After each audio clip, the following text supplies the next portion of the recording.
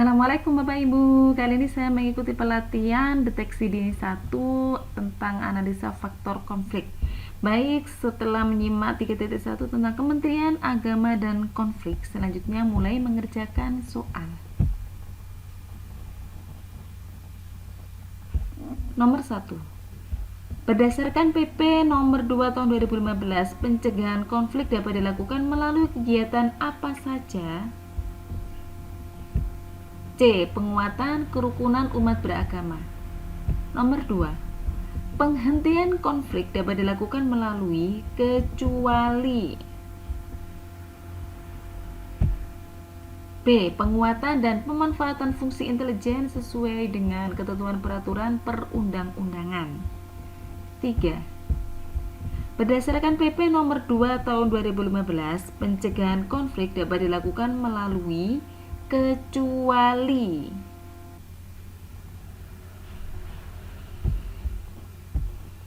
C. Pendidikan bela negara dan wawasan kebangsaan. 4. Berikut di bawah ini kegiatan yang termasuk dalam bagian deteksi dini dan cegah dini konflik sosial kecuali D. Penguatan akses kearifan lokal. Nomor 5. Ruang lingkup penanganan konflik sebagaimana yang dimaksud dalam UU nomor 7 tahun 2012.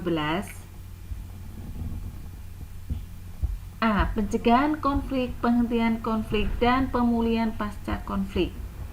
Nomor 6. PP nomor 2 tahun 2015 mengatur bahwa dalam penanganan konflik dapat melibatkan unsur masyarakat. Unsur masyarakat apa saja yang dimaksud oleh peraturan tersebut? B. Peranata sosial dan peranata adat. Nomor 7. Penghentian konflik menjadi amanat dari UU yang harus dijalankan oleh seluruh unsur pemerintah terkait. Lalu, menurut UU, apa definisi dari penghentian konflik tersebut? A. Penghentian konflik adalah serangkaian kegiatan untuk mengakhiri kekerasan, penyelamatan korban, membatasi perluasan dan eskalasi konflik, serta mencegah bertambahnya jumlah korban dan kerugian harta benda. Nomor 8.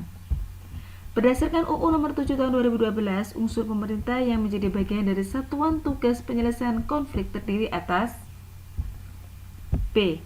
Wakil pihak yang berkonflik dan penggiat perdamaian. Nomor 9. Dalam penanganan konflik, pemerintah pusat dan pemerintah daerah sesuai dengan kewenangannya melaksanakan pencegahan konflik melalui kegiatan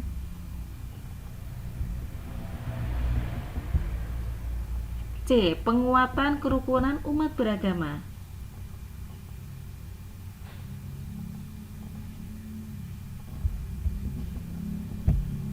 Terakhir, nomor 10. Penelitian dan pemetaan wilayah potensi konflik dan atau daerah konflik menjadi amanat PP yang termasuk dalam bagian tugas dari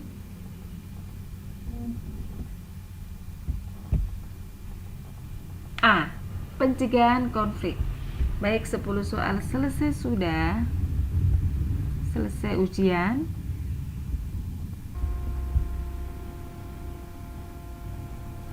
Alhamdulillah 100 lolos passing grade. Baik Bapak Ibu, kita lanjutkan ke latihan soal 3.2. Baik Bapak Ibu, saya lanjutkan untuk latihan soal 3.2 definisi konflik. Setelah menyimak materi, selanjutnya mulai mengerjakan soal.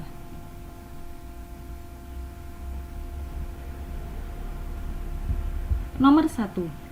Jika terjadi perseteruan dan atau benturan fisik dengan kekerasan antara dua kelompok masyarakat atau lebih yang berlangsung dalam waktu tertentu dan berdampak luas yang mengakibatkan ketidakamanan dan disintegrasi sosial sehingga mengganggu stabilitas nasional dan menghambat pembangunan nasional. Hal ini disebut sebagai C. Konflik sosial. 2.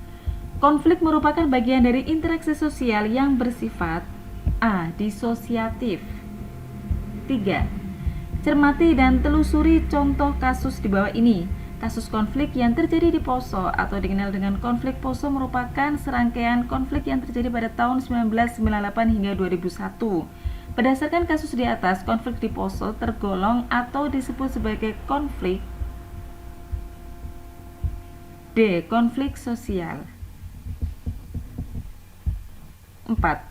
Konflik berasal dari bahasa Latin configere yang artinya D. Saling memukul.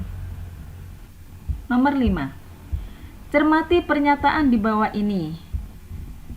Pertanyaannya, dari pernyataan di atas mana saja yang termasuk ke dalam ciri-ciri konflik sosial? Kita cek dulu. 1. Melibatkan dua pihak atau lebih. 2. Adanya perbedaan yang berdampak pada kebutuhan dan kepentingan yang berujung konfrontasi atau pertentangan. 3. Tidak ada pihak-pihak yang merasa dirugikan. 4. Tidak adanya kekerasan. Yang termasuk ciri-ciri konflik adalah A. 1 dan 2. Soal nomor 6. Cermati beberapa peristiwa di bawah ini. Yang ditanyakan adalah dari keempat peristiwa di atas, mana sajakah yang tergolong ke dalam konflik sosial? Kita cek lagi. 1. Seseorang karyawan bertengkar dengan atasan karena jam kerja yang memberatkan karyawan hingga terjadi baku hantam. 2. Sebuah keluarga beradu argumen terkait pembagian hak waris atau warisan hingga saling berkelahi. 3. Terjadi perselisihan antara dua warga di dua desa yang saling berdekatan terkait batas wilayah hingga terjadi kerusuhan antar desa. 4. Dua organisasi masyarakat atau ormas saling serang disebabkan karena perbedaan kepentingan satu sama lain. Yang tergolong ke dalam konflik sosial adalah A. 3 dan 4. Nomor 7. Konflik sosial dan kekerasan adalah dua hal yang berbeda, namun saling berkaitan. Suatu konflik akan berkembang menjadi kekerasan apabila A. Adanya norma atau nilai-nilai sosial yang dilanggar. Nomor 8. Menurut cara pandang sosiologis, konflik dipandang sebagai A. Sebuah benturan atau pertarungan antar aktor dan kelompok atau budaya dan negara atau bahkan peradaban yang memiliki perbedaan pandangan, kultur atau praktik sosial yang berbeda. Nomor 9. Suatu konflik harus dikelola dengan baik agar A. Tidak meningkat menjadi pertikaian, terciptanya perdamaian, tidak merugikan banyak pihak. Semuanya betul, jadi jawabannya B. Semua jawabannya benar. Terakhir nomor 10. Sebuah konflik dikatakan sebagai konflik sosial jika konflik tersebut meliputi B. Perseteruan antar umat beragama dan atau interumat beragama, antar suku dan antar etnis, betul. C. Sengketa batas wilayah desa, kabupaten, kota dan atau provinsi, juga betul. D. Permasalahan yang berkaitan dengan politik, ekonomi dan sosial budaya. Maka jawabannya A, B dan C adalah benar. Oke, 10 soal selesai, sudah selesai ujian. Alhamdulillah 100 lagi lolos passing grade. Baik Bapak Ibu, kita lanjutkan ke latihan soal 3.3. Baik Bapak Ibu, saya akan melanjutkan untuk latihan 3.3 asumsi dasar konflik setelah menyimak materi. Selanjutnya mulai mengerjakan soal. Nomor 1. Berikut ini yang merupakan contoh potensi manfaat konflik kecuali B. Klarifikasi pilihan dan kekuatan untuk mencari penyelesaian. 2. Berdasarkan asumsi dasar konflik, manakah pernyataan berikut yang salah? A. Unsur api menggambarkan adanya konflik yang terjadi. Nomor 3. Konflik dapat menimbulkan potensi resiko dan potensi manfaat. Resiko yang dapat ditimbulkan oleh konflik adalah sebagai berikut, kecuali D. Perubahan masyarakat. 4. Berdasarkan asumsi dasar konflik, maka konflik selalu ada dalam kehidupan manusia. Hal ini dapat dilihat dari konflik yang terjadi di Sampit pada tahun 2001-2002. Konflik tersebut terjadi antara masyarakat suku Dayak dan suku Madura. Konflik tersebut dipicu oleh berbagai faktor, salah satunya adalah perbedaan budaya. Berdasarkan asumsi dasar konflik, konflik yang terjadi di Sampit dapat dikategorikan sebagai konflik antar komunitas. Hal ini karena konflik tersebut melibatkan masyarakat di dua komunitas yang berbeda, yaitu masyarakat suku Dayak dan suku Madura. Berdasarkan informasi tersebut, manakah asumsi dasar konflik yang paling tepat untuk menjelaskan konflik yang terjadi di Sampit? C. Asumsi 3. Nomor 5. Berdasarkan asumsi dasar konflik dipengaruhi pola-pola emosi, kepribadian, dan budaya. Konflik GAM dipengaruhi oleh pola-pola emosi, kepribadian, dan budaya berikut ini, kecuali D. Budaya Indonesia menjunjung tinggi nilai-nilai demokrasi dan hukum. Nomor 6. Berikut ini yang merupakan contoh unsur angin dalam analogi konflik adalah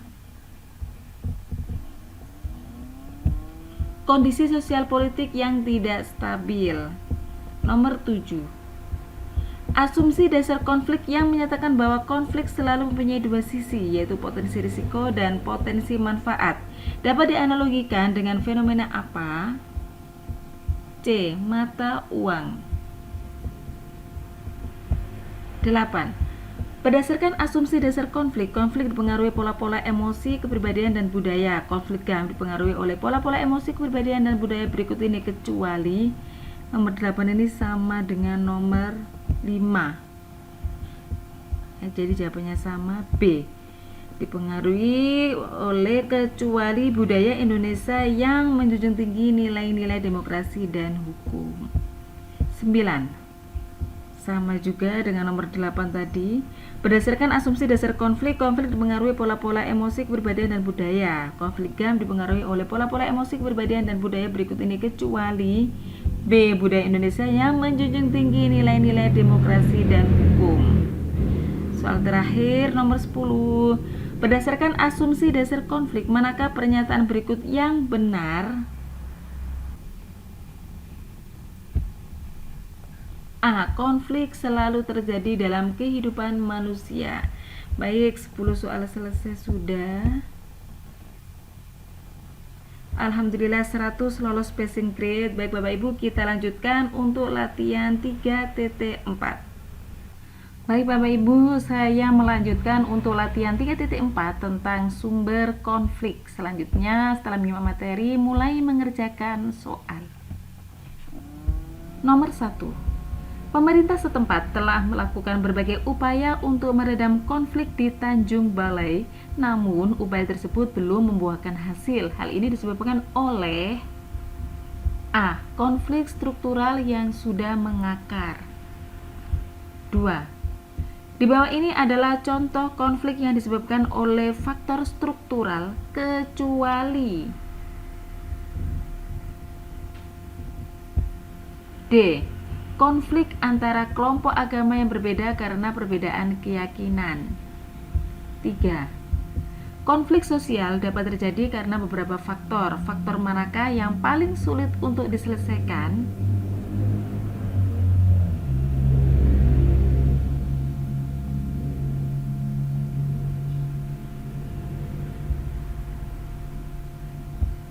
B. Faktor struktural. 4. Salah satu ciri konflik kepentingan adalah berlangsung secara tidak sehat. 5. Berdasarkan studi kasus penyerangan pos TNI Gome oleh KKB, sumber konflik yang paling dominan adalah B. Konflik nilai. 6.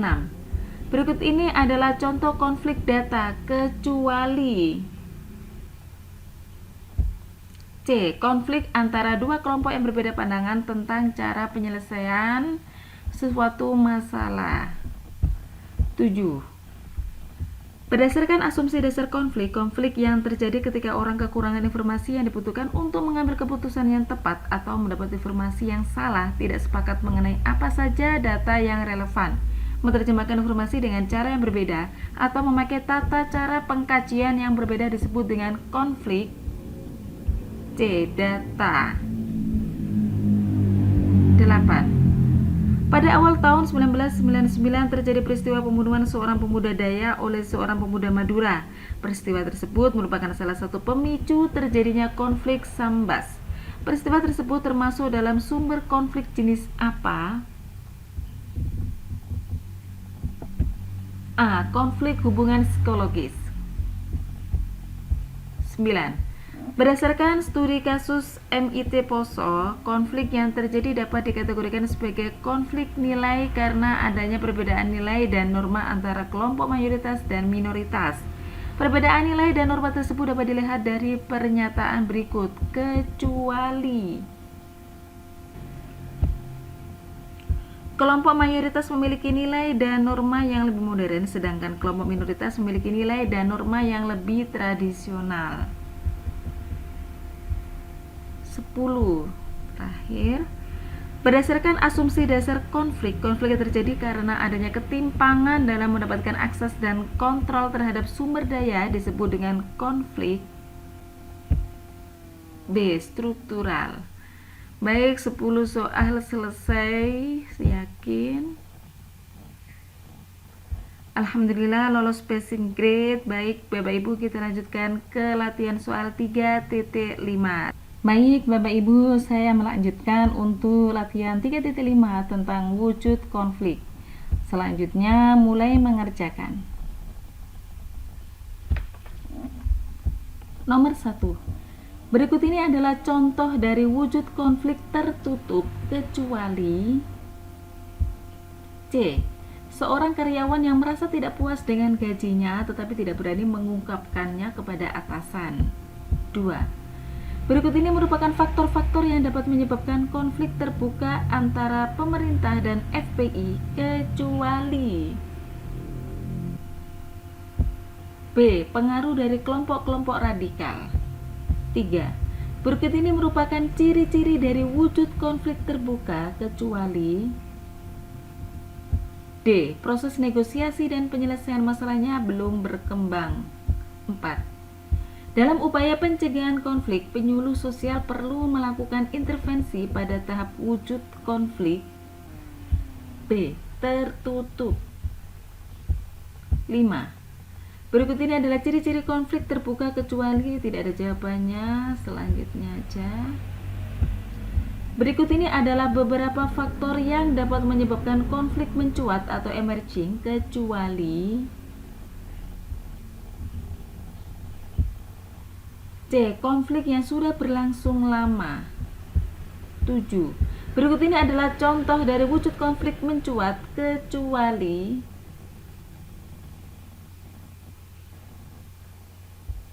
ini hampir sama seperti soal yang tadi ya. Seorang karyawan yang mengajukan surat pengunduran diri karena merasa tidak puas dengan pekerjaannya.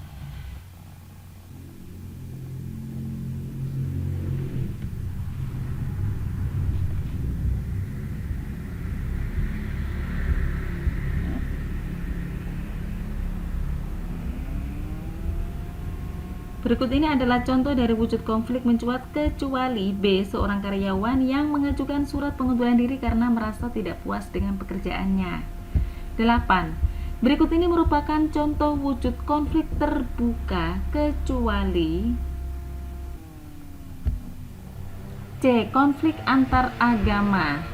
9. Konflik tertutup lebih sulit untuk diselesaikan daripada konflik terbuka karena D. Pihak-pihak yang berselisih belum menyadari adanya konflik. 10.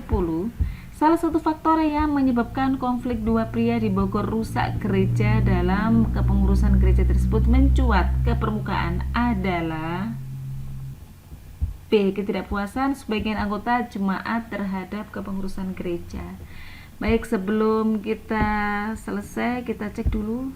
Nomor 1, berikut ini adalah contoh dari wujud konflik tertutup kecuali. Jadi kalau tertutup kecuali nomor 1 diganti A. Dua kelompok masyarakat yang memiliki perbedaan pendapat tentang pembangunan sebuah jalan. 2B, 3D, 4B, 5 tidak ada jawabannya, 6C, 7B, 8C, 9D, 10B. Selesai ujian. 90 lolos passing grade.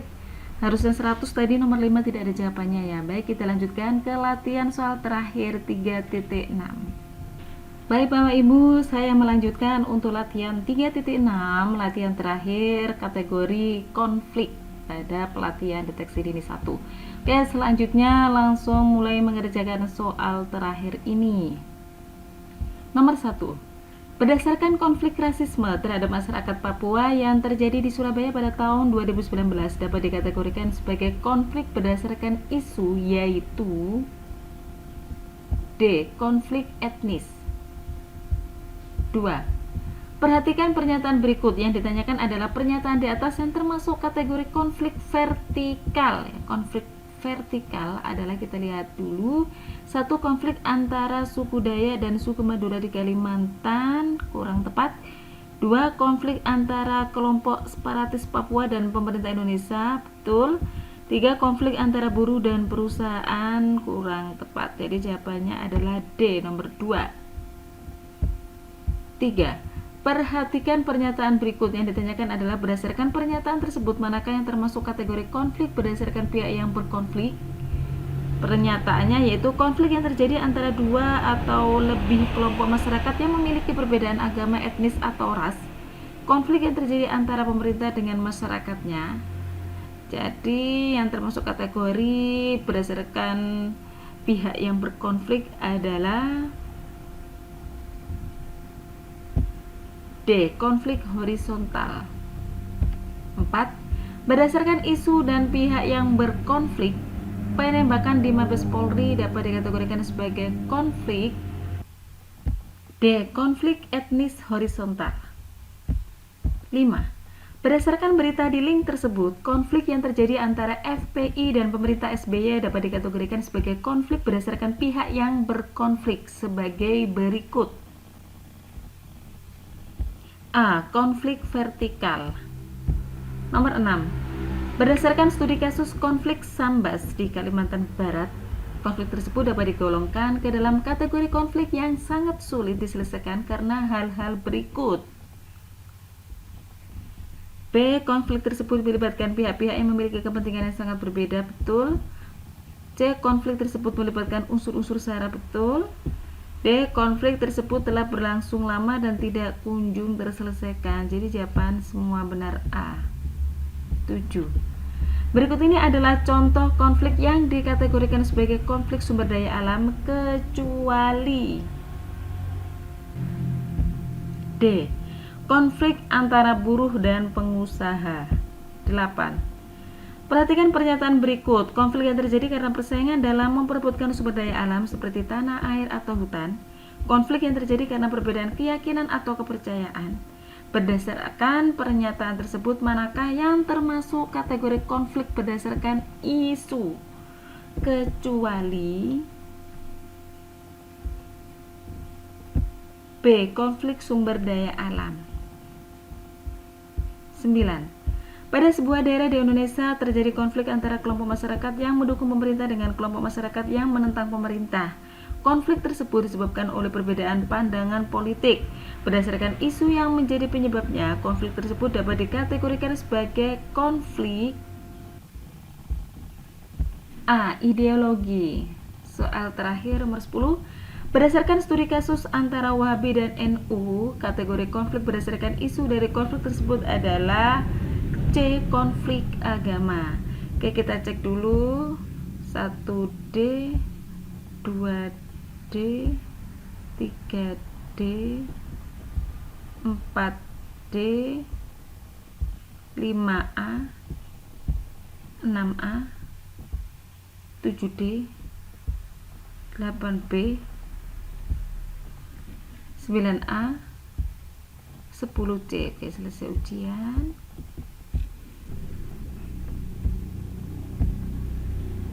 Alhamdulillah 100 lolos passing grade. Selesai pelatihan. Jangan lupa untuk memberi review Bapak Ibu untuk supaya kita bisa mendownload sertifikat. Baik, terima kasih Bapak Ibu, semoga bermanfaat. Kita jumpa lagi pada pelatihan berikutnya. Assalamualaikum warahmatullahi wabarakatuh.